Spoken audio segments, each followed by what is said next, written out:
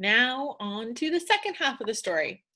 So we are going to continue reading this together. We're actually going to finish it today, although we will be coming back to it next week to really analyze irony and some other aspects of this text. It's got a lot going on. But today we're going to finish reading it. We're going to focus specifically on characterization. So what in the text tells us something about Juan and who Juan is. And we're going to focus on how has he changed from the beginning to the end of the text. And then, like last class, we're also going to focus on foreshadowing. Okay, so you're going to need to highlight with two different colors today, one for characterization and one for foreshadowing. I'm going to read the first paragraph 6, 7, maybe 8 and 9 with you, and then you're going to finish it off by yourself. So again, we're looking for characterization and foreshadowing. The building, the censorship office, had a festive air on the outside, which contrasted with its inner staidness. So if we look up what staidness means, it means the quality of being steady, calm, and serious. So outside you have this very festive, happy building, and inside it's very calm and serious because of the work they do there. They're reading people's letters. Little by little, Juan was absorbed by his job, and he felt at peace since he was doing everything he could to get his letter for Mariana. He didn't even worry when in his first month, he was sent to Section K, where envelopes were very carefully screened for explosives. So he felt at peace, and he was doing everything because he was doing everything he could. That tells us something about him as a character, right? So it tells us that Juan has found comfort in his new job at the censorship office. So, right, he's censoring people's letters. He's looking for something wrong with them, okay?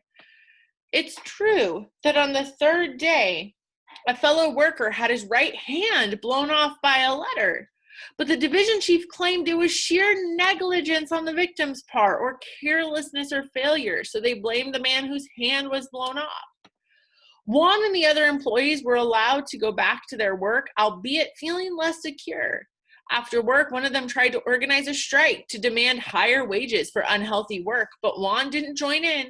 After thinking it over, he reported him to his superiors and thus got promoted. Okay, so the division chief claimed it was sheer negligence on the victim's part. That might be foreshadowing, right? Because bad things happen to the people who work in the censorship office. That doesn't bode well for Juan, okay? And so they try to organize a strike, all right? They try to stand up to the government, but Juan didn't join in. After thinking it over, he reported him to his superiors and thus got promoted. So Juan sold out, basically. That tells us something about his characterization, right? I'm going to say he sold out, which means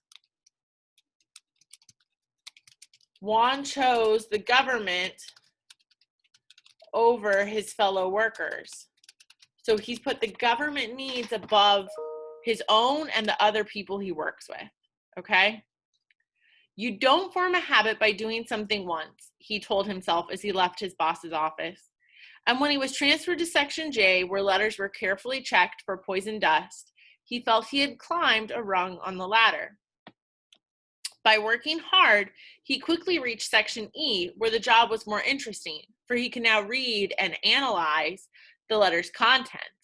Here, he could even hope to get hold of his letter, which, judging by the time that had elapsed, had gone through the other sections and was probably floating around this one. Okay, so I want you guys to take a second and go back and try to highlight any instances of foreshadowing in paragraph 6 through 8. Okay, so I already highlighted a couple of them for you, all right, or one of them for you, but I want you to try a couple of the other, or find a couple of the other ones, and then describe how does it contribute to the story's tone, okay? So usually foreshadowing helps create suspense, all right? Or make you wonder what's going to happen. I want you to think about that. Once you've answered that question, please finish reading the story. It's only a couple of more paragraphs, and continue highlighting for foreshadowing and characterization. Anything else we learn about Juan.